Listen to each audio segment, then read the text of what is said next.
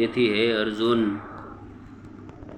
તું મારું જ સ્મરણ કર અને તારે કરવા યોગ્ય યુદ્ધ સર્વ કર્મ કરતો રહે. મારામાં મન અને બુદ્ધિને લીન કરવાથી નિસંશય તું મને જ પ્રાપ્ત કરીશ.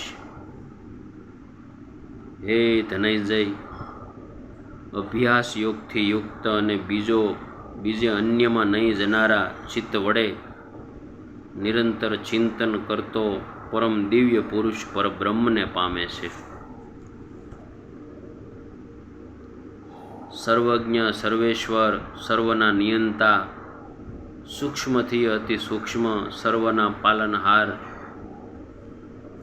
અચિંત્ય રૂપવાળા સૂર્ય સમાન, તેજસ્વી અને અંધકારથી પર એવા પુરુષોત્તમનું ચિંતન કરનાર, મૃત્યુ બાદ ભક્તિ તથા યોગ બળથી યુક્ત રહી અચળ મન વડે બે ભમરની વચ્ચે પ્રાણને સારી રીતે સ્થાપન કરી ને પરમ દિવ્ય સ્વરૂપ એવા પરબ્રહ્મના ચરણોમાં સ્થાન પામે છે.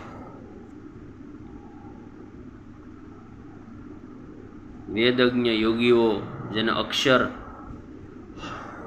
અવિનાશી કહે છે, રાગ દ્વેષ રહિત યોગીઓ તેમાં પ્રવેશ કરે છે અને જેને પામવા બ્રહ્મચર્ય પાળે છે.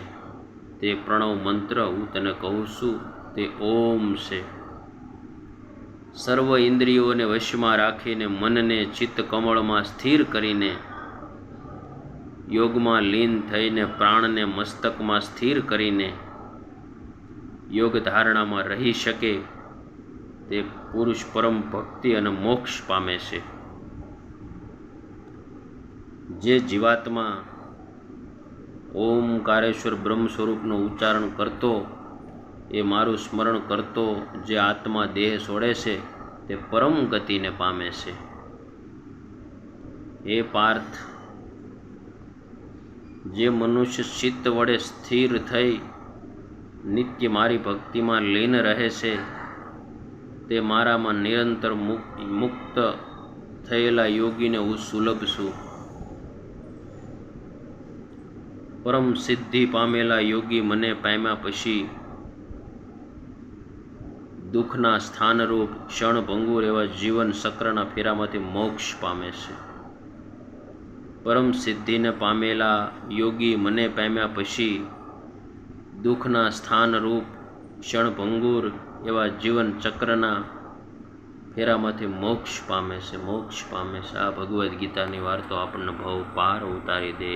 ભક્તો ખૂબ વિડીયો જોજો અને શેર કરજો અને ગ્રુપમાં મોકલજો.